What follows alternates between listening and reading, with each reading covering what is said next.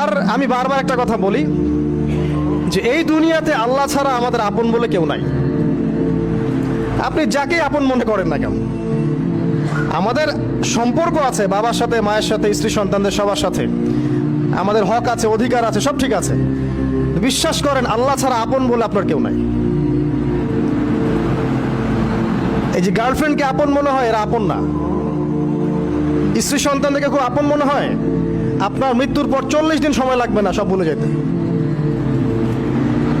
পিতা মাতা ভাই বোন সবাইকে আপন মনে হচ্ছে, পিতা মাতার স্থান বাবা মার পরে, আল্লাহ রসুলের পরে, সেটা ঠিক আছে, কিন্তু আপন আল্লাহ ছাড়া তারা নন। আপনি তাদের মনোভূতভাবে নিজে প্রতিষ্ঠিত হতে পারবেন না, তারা আপনাকে চিনবে না। বলবো সারাটা জীবন তোর পিছনে এত টাকা ঢাললাম, কি করলি? কিচ্ছু করতে পারলি না।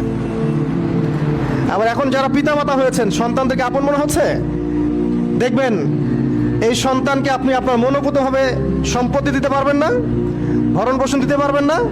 এই সন্তান বড় হয়ে আপনাকে বৃদ্ধাশ্রমে পাঠিয়ে দিতে পারে, নাউজুবিল্লাহ। অথবা আপনার সাথে এই সন্তানই খারাপ ব্যবহার করবে। আপন মনে হচ্ছে? আল্লাহ ছাড়া কেউ আপন না।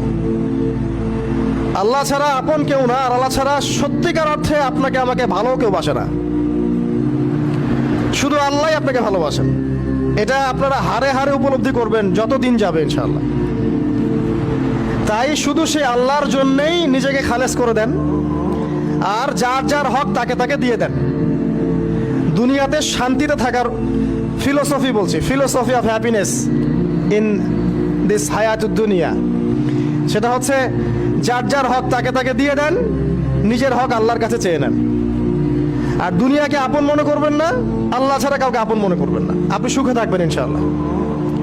দুনিয়ার দাসত্ব করবেন, আল্লাহ ছাড়া অন্য মানুষদেরকে আপন মনে করে নেবেন, দেখবেন আপনি পদে পদে কষ্ট পাবেন। কারো কাছে আশা করেন না, কষ্ট পাবেন না।